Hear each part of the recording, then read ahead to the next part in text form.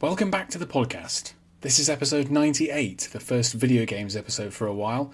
It's a retrospective of Quake II, one of my favourite 90s shooters, which was lovingly remastered and re-released in August. In August 2023, id Software's 1997 first-person shooter Quake II was updated to a new, enhanced version. This was no surprise. It had been rumoured for some time and seemed inevitable after the 2021 reissue of the original Quake. What few were prepared for is how brilliantly the job was done. Multiple studios lavished care and attention onto Quake II. They made a laundry list of improvements to graphics, sound, AI and pathfinding.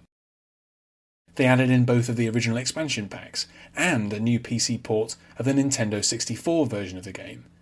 Finally, just like Quake, the sequel received a huge and superbly made new expansion developed by Machine Games. Suddenly, Quake II is in the limelight again. For many years the game was eclipsed almost totally by its own predecessor and by other 90s shooters. During this period, strange notions gained traction. One was that Quake II was somehow a failure on its original release, which could hardly be further from the truth. The wonderful enhanced version of Quake II does change the way the game looks and plays. First and foremost though, it demonstrates again how brilliant id Software's work was to begin with.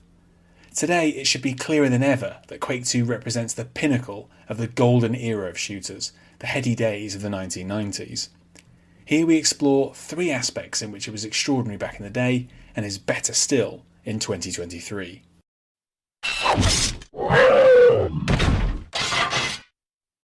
The intense humming of evil, or settings and level design. Quake was a grab bag of disconnected themes, an awkward mix of far future tech, grimy medievalism and the Cthulhu mythos. For its sequel in name only, id Software took a very different approach. Quake II has a strongly coherent setting and aesthetic, anchored to the company's first real attempt at a story. Future Earth has been devastated in an invasion by the Strogg, a race of militaristic cyborgs. Having blunted the assault, humanity mounts a counterstrike at the enemy homeworld of Stroggos. Every part of Quake II and its expansions is set on and around this overexploited waste of a planet. It makes sense in a way that Quake's scattershot settings did not. Stroggos is a mess of industrial and military facilities, linked by a clever hub system that recalls that of Hexen, but is far more navigable. The Strogg are presented as a kind of totalitarian regime, driven by conquest and with their own fascist iconography. Their society is utterly corrupt, and the player becomes its undoing, striking at every weakness. In this way, Quake II anticipates the glut of World War II shooters that would follow.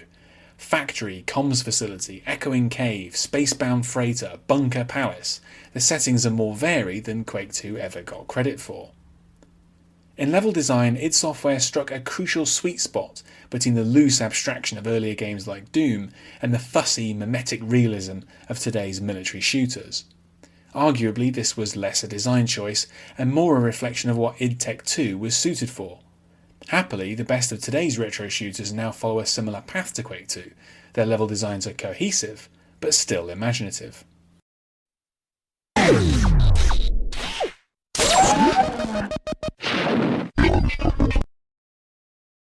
Are friends electric, or dynamic enemies?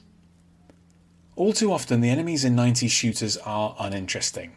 However imaginative their visual design, they tend to be limited to a short list of rote behaviours. They walk or fly, get shot and die. It was only in 1998, with Half-Life and its smarter marines, that FPS foes began to possess an illusion of intelligence. The standard of enemy AI in Quake II was not revolutionary, but the Strogg are a surprisingly interesting set of opponents. The enemy cyborgs have a larger range of behaviours than was normal in 1997. For example, some enemies attempt to dodge particular types of projectile. This not only looks great, but also encourages the player to make a more thoughtful use of their full arsenal. Other enemies can play dead or might let off final shots as they bleed out. These uncommon actions help keep players alert in a way that the Demons of Doom or Quake never did. The remaster fixes and re-implements some AI behaviours that were cut during the original development of Quake II. Enemies will now often drop down from upper levels in a convincing simulation of an intelligent ambush. Certain Strogg will fire explosives at the player's last known position, which makes popping out from cover a more dangerous prospect than before. The game's careful approach to its enemies also extends to the visuals. Strogg often pick up visible wounds, demonstrating their weakened state.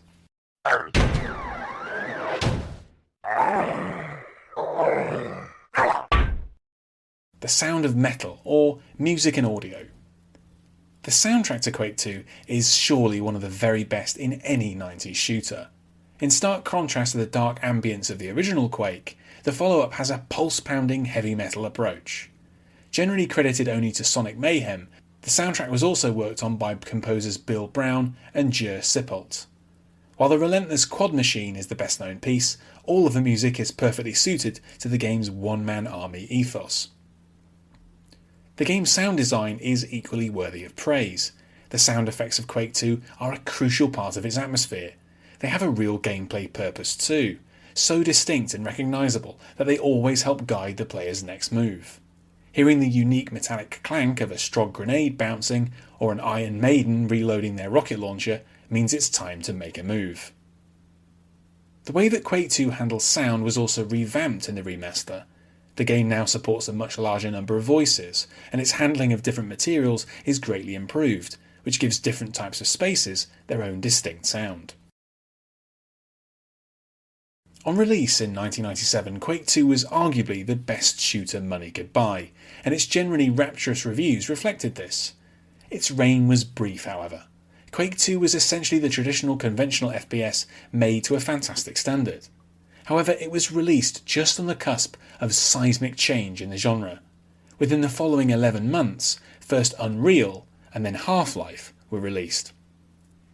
In their own ways, these games each eclipsed id Software's work and pointed the way to the future of the genre. Unreal had a groundbreaking 3D engine even more impressive than id Software's accomplishments at the time. 25 years later, its derivatives are a more dominant development platform than ever. Half-Life used comparatively basic technology licensed from id Software, but made great strides in its narrative and gameplay aspects. The shifts were not limited to single-player games. For a time, Quake II was a dominant force on the multiplayer scene, but this too would change rapidly. This was spearheaded partly by id Software themselves. In 1999, their multiplayer-centric Quake III Arena faced off against Unreal Tournament in a much publicised struggle for online shooter supremacy. The reality was that both were incredible, albeit in different ways, and both made the online mode of Quake II seem basic by comparison. The rapid changes to the shooter scene caused Quake II to be somewhat left behind. Even mappers and modders flocked largely to Doom 2 and Quake, which keeps the communities for those games thriving today. What the remastered does is show Quake II in the best light possible, allowing its many fantastic qualities to shine again, just as they did in its glory days. Hopefully this newfound attention will secure the legacy of Quake II as perhaps the zenith of the traditional 90s FPS. Thanks for listening. If you've got thoughts of your own about the Quake II Enhanced Edition, you can contact me via andyjohnson.xyz or comment on the text version of this piece. The next 3 episodes will be back-to-back reviews of classic science fiction novels. The Player of Games by Ian M. Banks, The Forever War by Joe Haldeman, and Blood Music by Greg Bear. Thanks for listening to this episode. You can find more of my writing in text and audio form at my site andyjohnson.xyz. You can also find me on Twitter at AndyJohnsonUK, and you can support me at patreon.com/AndyJohnson. Catch you next time.